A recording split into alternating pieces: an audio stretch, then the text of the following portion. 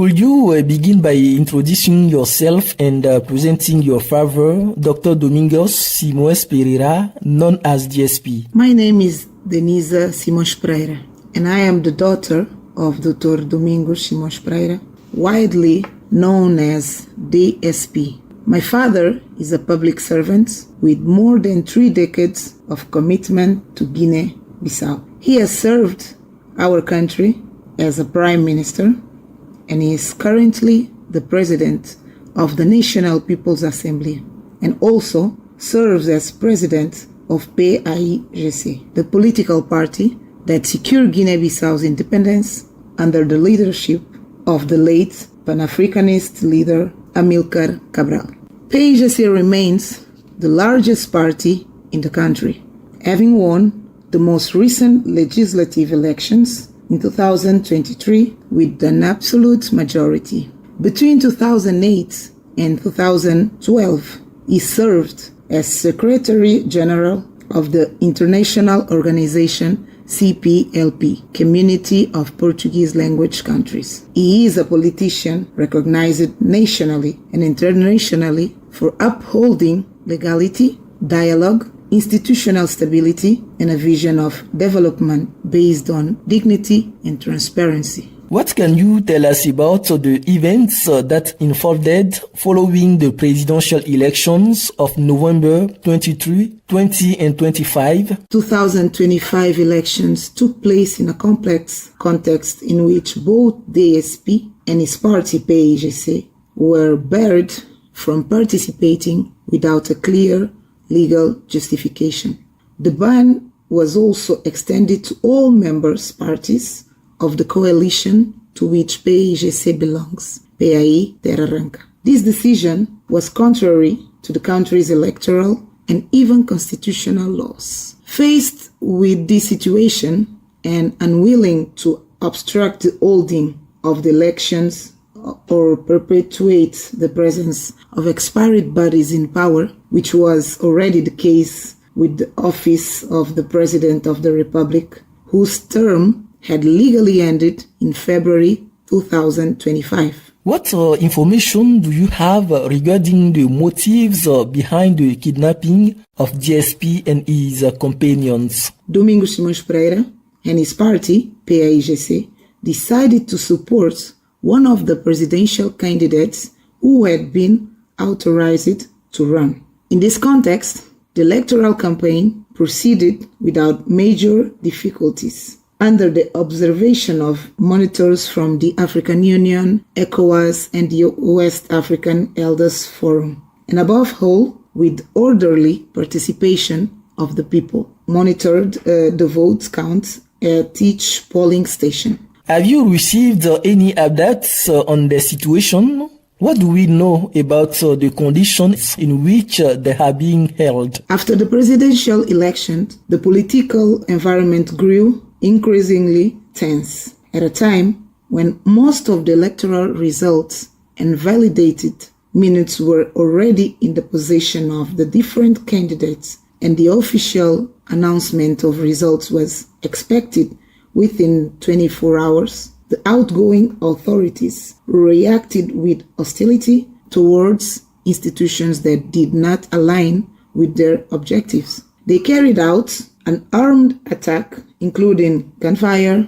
on the headquarters of the country's 2 largest parties, PAIGC and PRS, as well as the offices of the CNE, the National Election Commission. This all culminated in the illegal arrest that we call kidnap of my father and several comrades, carried out without warrants, without charges, and without any legal basis. Since then, constitutional order has been effectively suspended. Reliable sources suggest that the co-leaders presented the DSP with a deal. Are you able to confirm this? We cannot confirm the details because we have no access to him.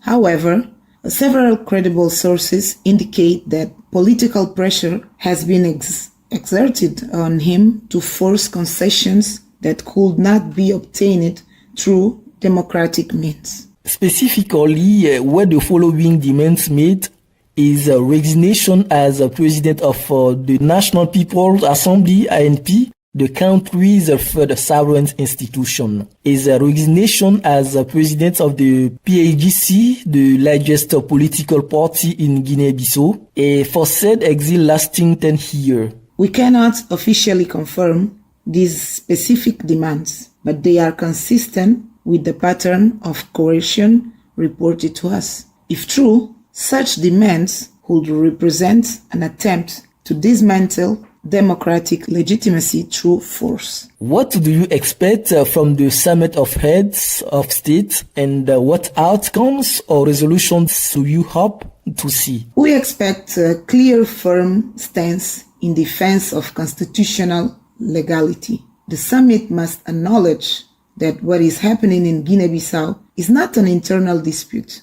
It is a serious violation of democratic principles. We hope the heads of state will demand the immediate release of Domingos Simões Pereira and all detainees and restore institutional order. Do you have a message for international organizations and for African populations observing this situation? To international organizations, we ask for consistency, vigilance, and a principled defense of democratic norms. To African populations, Guinea-Bissau's struggle is part of a broader African challenge for dignity, legality, and accountable leadership.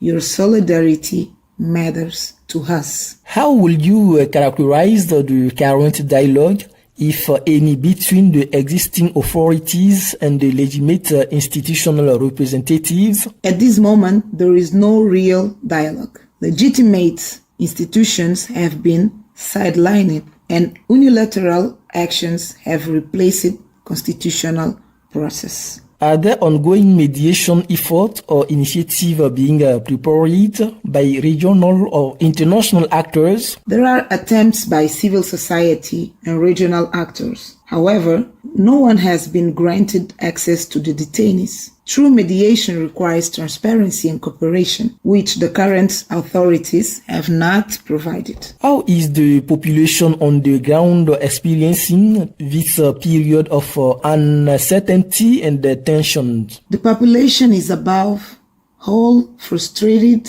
and exhausted.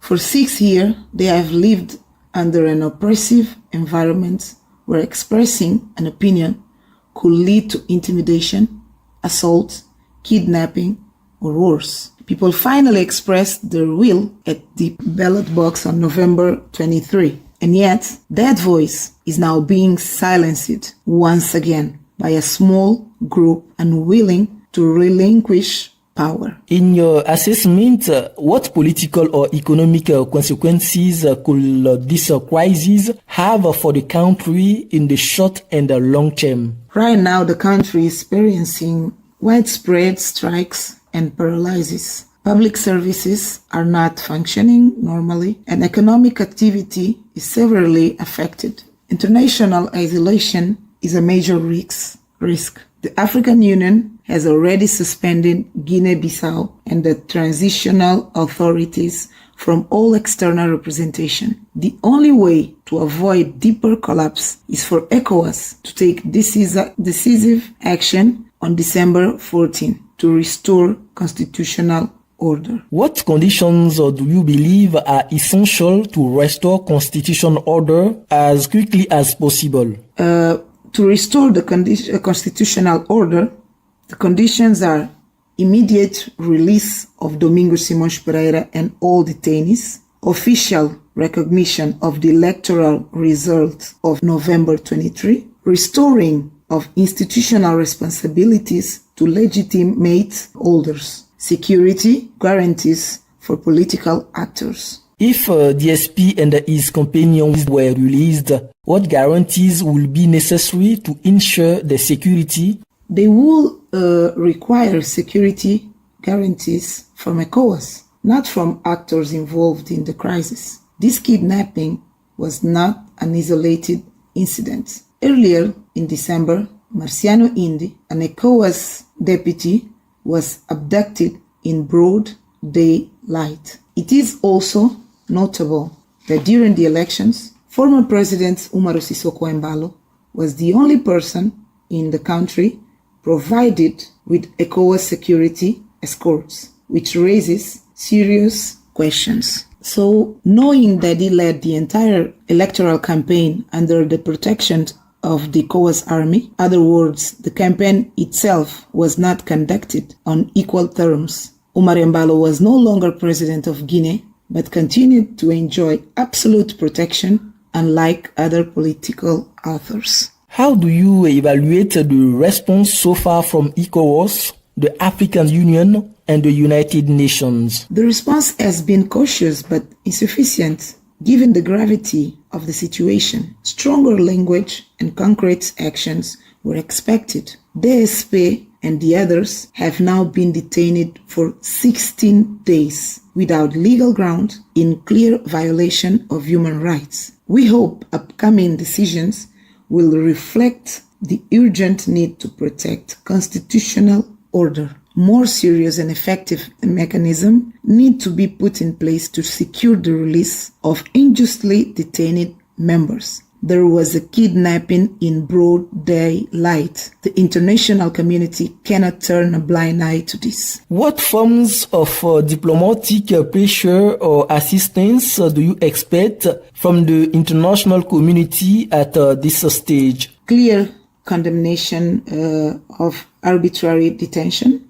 recognition of electoral results and institutional legitimacy, targeted political pressure on those obstructing constitutional order, support for a mediated return to legality. Are there indications of over potential threats against state institutions or individuals close to DSP? Yes, the winning candidate, Fernando Dias da Costa, who was supported by DSP and by the PAI Terra Arranca platform, is under documented risk, which is why Nigeria is currently providing him protection. Other PAIGC leaders remain in hiding due to ongoing persecution. There have been and continue to be kidnapping attacks on close members of DSP family. Finally, what message would you like to convey to the Bissau-Guinean diaspora? My message to the Bissau-Guinean diaspora is stay united and vigilant. Your voice abroad is essential to ensure that the situation is not silenced. Once again, Guinea-Bissau needs us all united. The country we want to build depends on our collective commitment to dignity and legality. After independence, this is the largest struggle ever fought in the history of Guinea-Bissau. And those who fight for the truth always win. May God bless us all. May God really bless Guinea-Bissau. Thank you for answering